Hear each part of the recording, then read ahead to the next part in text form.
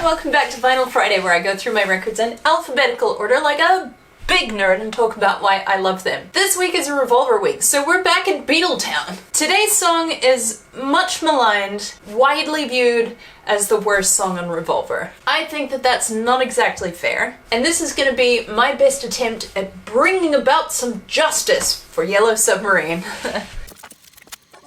In the town where I was born lived a man who sailed to sea. You gotta love that slightly tuneless, very out of tune entrance to the song.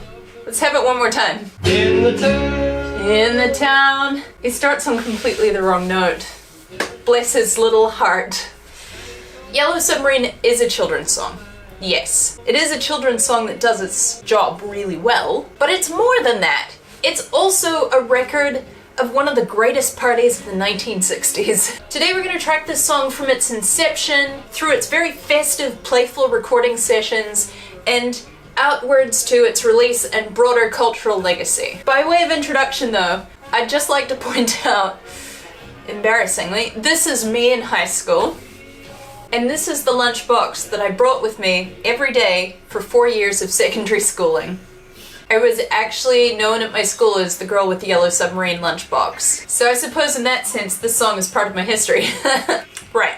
Here's Yellow Submarine's origin story. For years, Paul was telling everyone that this was his song and John helped out a lot. John was even telling people that this was Paul's song and he helped out a little bit. However, when they released the super deluxe version of the remixed Revolver, one of the things that was included was this lovely, sweet little demo. Turns out they were all wrong. John wrote the verses to this song. Here's what that first iteration sounds like. In the place where I was born, no one cared, no one cared. Lovely little lilting 3/4, very folksy tune. It's almost Dylan-esque in places, I think. Meanwhile, Mr. Paul McCartney was elsewhere conceiving of what John later called a catchy little chorus. Let's go now to our Storytime correspondent. We will be taking today's first reading from, predictably, The Good Book.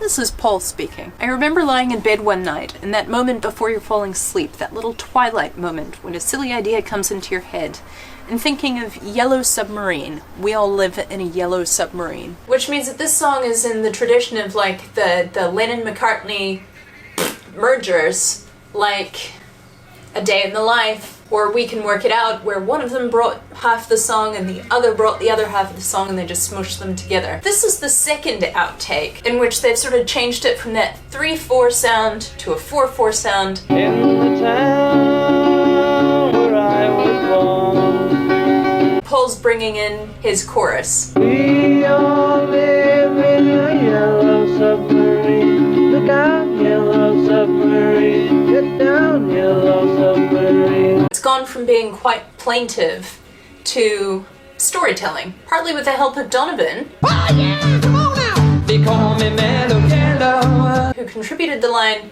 "Sky of blue and sea of green." Sky of blue and sea of green. Valuable contribution, I like that line a lot. I think the melody is often discounted in this song because the chorus is such an earworm and can be quite annoying, but the melody in the verse is actually quite lovely. In fact, I wanted to share with you that musicologist Alan Pollock says of John's melody, in a subtle way, it bears the Lennon stamp of pentatonicism. But I'm sure we were all thinking it, so that probably goes without saying. So they've each gone away, they've conceived of their parts, they've brought them together, they've workshopped it, the time has come for the first recording session, and George Martin is out with food poisoning. So in a sense they took a very cats away, mice will play approach to this session, and there was a very silly, playful atmosphere that I think probably set the tone for the rest of the recording sessions for the song, which we will come to. But first we will go back to the Storytime correspondent, who will lead us in a reading from sound engineer Jeff Emmerich's book, Here, There and Everywhere. George's absence clearly had a liberating effect on the four Beatles. They behaved like a bunch of schoolboys with a substitute teacher filling in. As a result, there was a lot of clowning around that evening, silliness that George Martin would not have tolerated, and so rehearsals took up a lot more time than the session itself. It was Lennon who finally got over his attack of the giggles and took on the role of responsible adult, admonishing the others Come on, it's getting late and we still haven't made us a record. This, of course, only had the effect of sending everyone into another fit of laughter. Such fun. We'll be seeing a lot of her this episode. The last sort of nerdy tidbit about this first recording session. Listen to this last verse.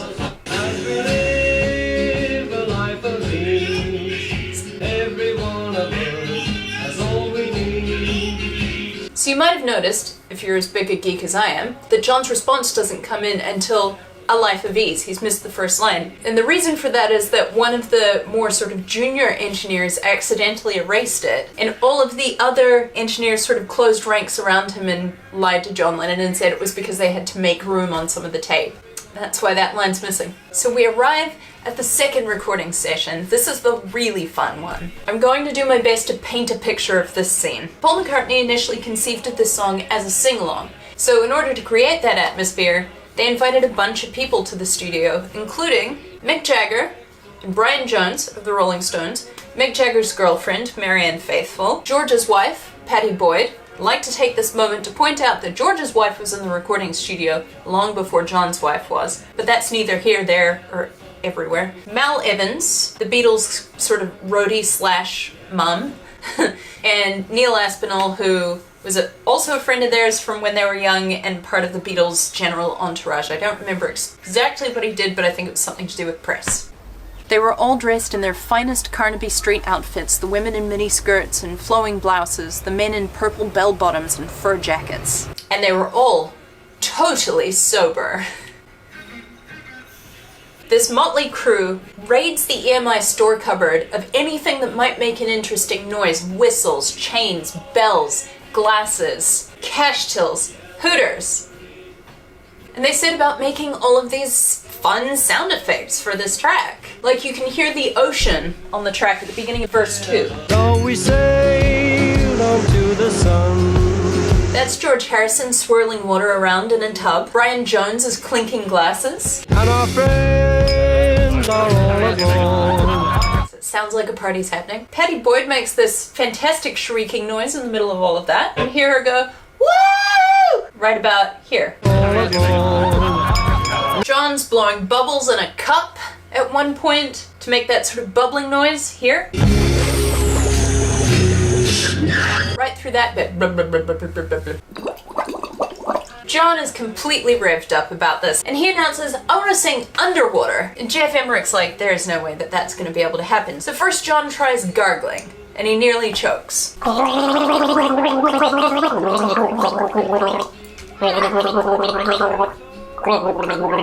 Then he calls for an entire tank to be brought into the studio so that he can actually submerge himself and sing underwater. He could have just stuck his face in the bathtub. He didn't need an entire tank, but this is John Lennon, and we know that he doesn't really do things by halves. Finally, Jeff Emmerich suggests that they could submerge the microphone in the water. Jeff's trying to work out what they're going to wrap it in so that it can go in the water and obviously not get wet. Meanwhile, John's asking Mal Evans what he might be able to contribute to sort out this problem. Mal always tried to be prepared for every contingency, because if the Beatles wanted something and he didn't have it, they would give him a hard time. Mal, we should get a hammer and an anvil. See you later. Clang, clang, Maxwell silver hammer. As a result, he carried around a doctor's bag inside which he'd stashed all sorts of things. Picks, guitar strings, fuses, flashlights, crisps, biscuits, even household items like tissues which he'd whip out if one of them had a cold. John must have figured that if anyone was going to have a solution to our dilemma, it was Mal. He didn't disappoint. With a wink and a sly grin, the burly roadie reached into the bag, fished around for a moment, and cheerfully waved a condom aloft. Well done, Malcolm, John proclaimed as the others burst into laughter. After all, we don't want the microphone to be getting in the family way, do we? As it happened, that didn't work anyway, and they ended up having to plug the microphone into the guitar amp to get that. Jeff Emmerich found out years later that that particular microphone that they used was phantom powered, which means that it was a live electrical object. Any of them could easily have been electrocuted that night. Fortunately, nobody was electrocuted that night. Also, this bit here, that's Ringo standing in the hallway outside the recording studio, shouting, and the mic's picking that up. At one point, all of them crowded into the echo room, which is basically a concrete room that you fire the noise into and it bounces off the concrete walls and you record that and it creates like reverb. And it just gives the recording a little bit of atmosphere. That's how they used to do reverb and echo before digital reverb and echo. Cool. The whole group went missing and Jeff Emmerich went looking for them and they were continuing their sobriety in the echo chamber and like lighting incense to cover the smell of their sobriety.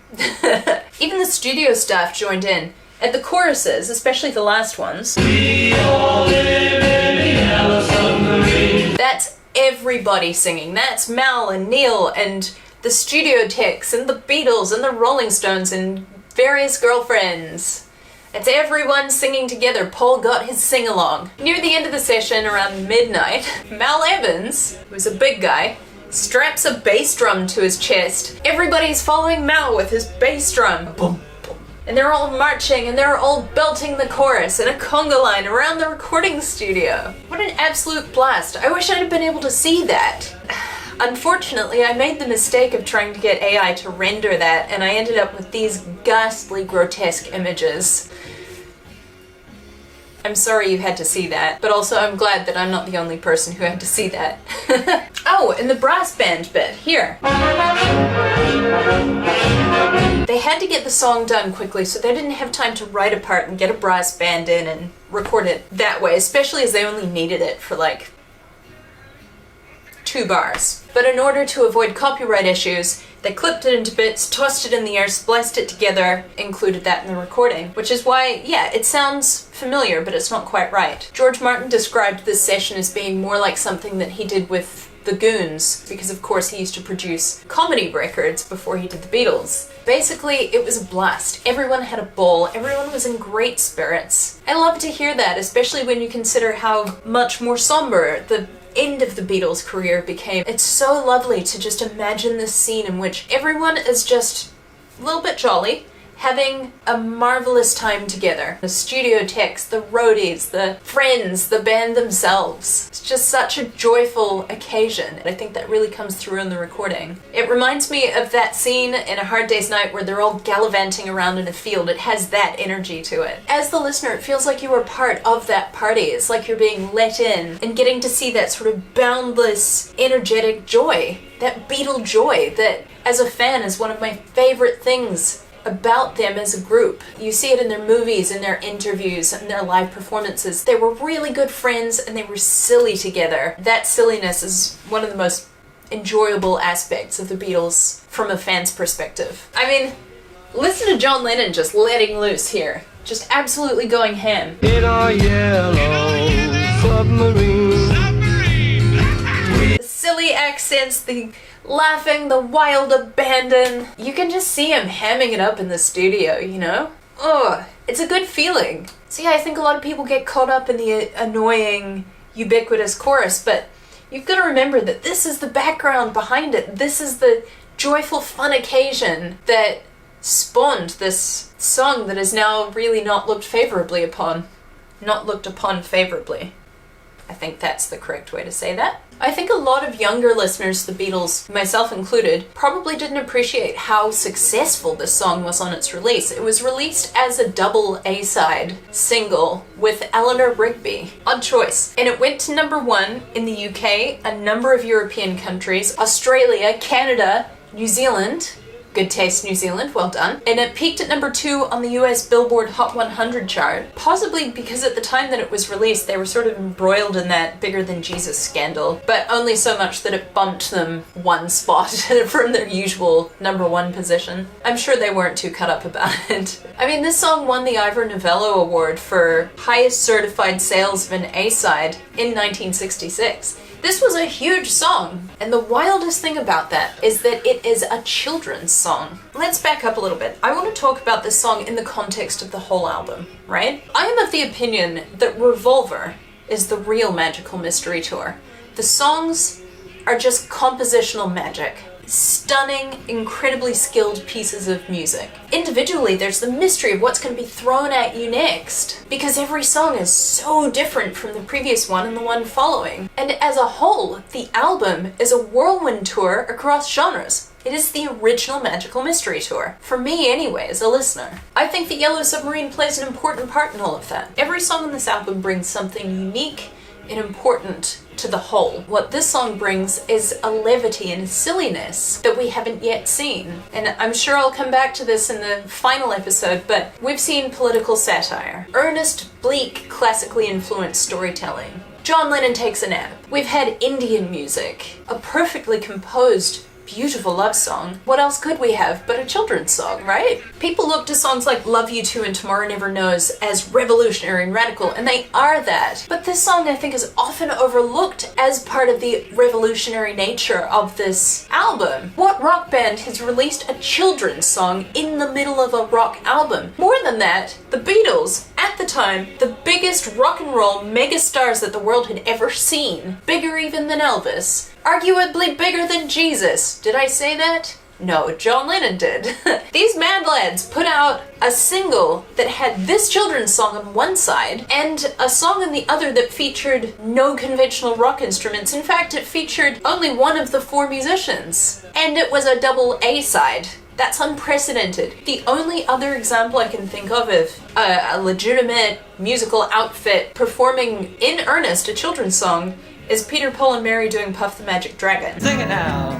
Puff the Magic Dragon. Which you could argue that they were doing a lot of in the recording sessions for this track.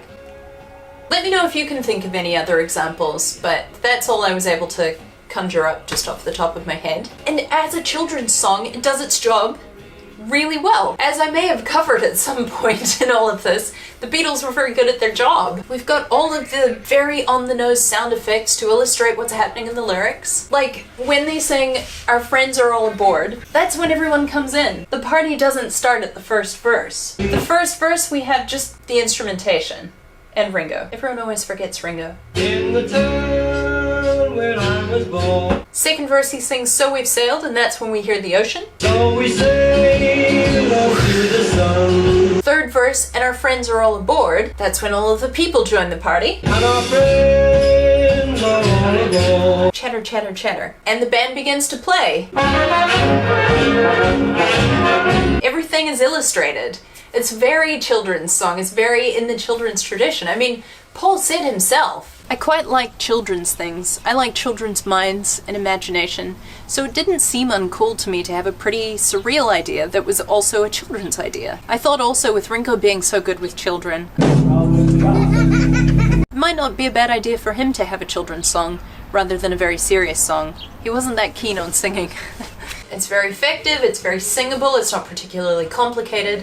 And they picked the best vocalist for the job on this one. Who else could sing this but Ringo? The man who would become the narrator for The Point. Once upon a time, a long way from here, and a long way from now, there was a tiny village where everything all had points on them. Highly underrated children's film, featuring a lovely soundtrack by one Harry Nilsson. If you haven't seen it, I recommend it. Thomas the Tank Engine. Thomas is a tank engine who lives at a big station on the island of Sodor. When John sang it in that early demo, he sounded a little bit too plaintive, I think. No one cares, no one cares. Works, but not for what the song became. Paul, I think, would have been a little bit too self-conscious to be able to really carry it off. Get down, yellow submarine. Ringo is the perfect choice. Because, as Jeff Emmerich not so diplomatically says, almost every Beatles album had one song with a lead vocal by Ringo, despite the fact that he could barely sing. But the fans ate it up. I have to admit there was something endearing about his voice, even if it was just the fact that you could hear him constantly straining to stay on pitch. Yeah, that does make his the perfect voice for this recording, I think. There are many people who have attributed the name of the song to drug references.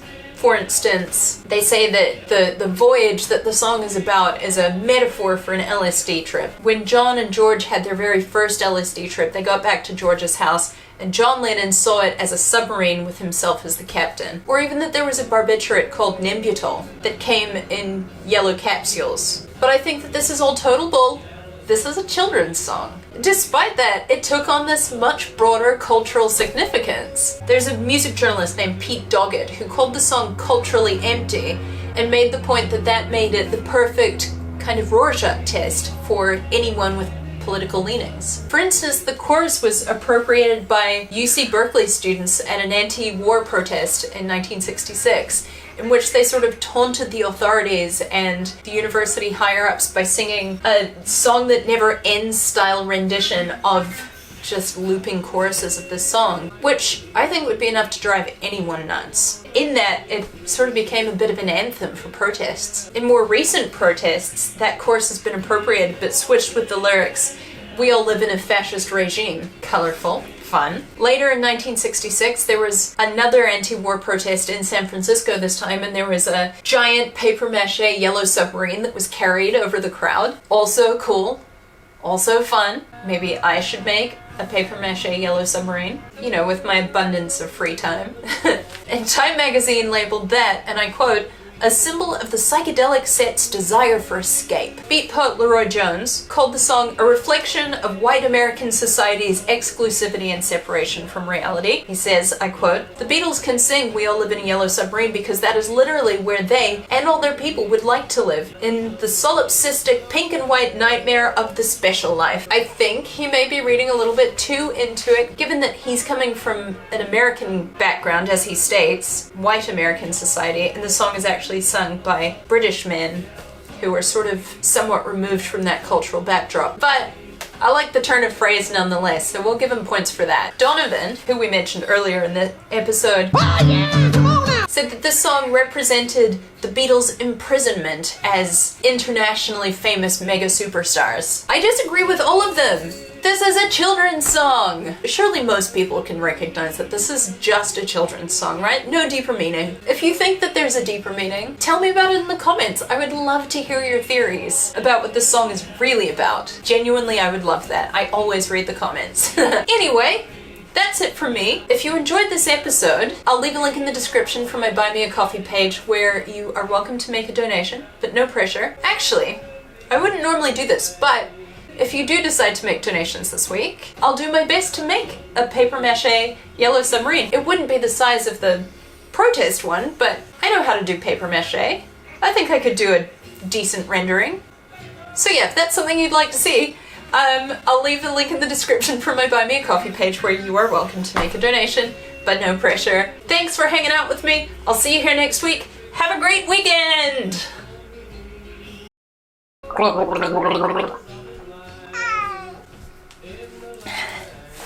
Do you not like my gargling? If you haven't seen it, you should go see it. If you haven't seen it, I recommend it. If you haven't seen it, I rate it. If you haven't seen it, you're missing out. All of those things. Fuck, I love that song. I'm so excited about that episode. Your belly's warm. Where have you been? Have you been laying in the sun? You've been sunbathing. Good for you.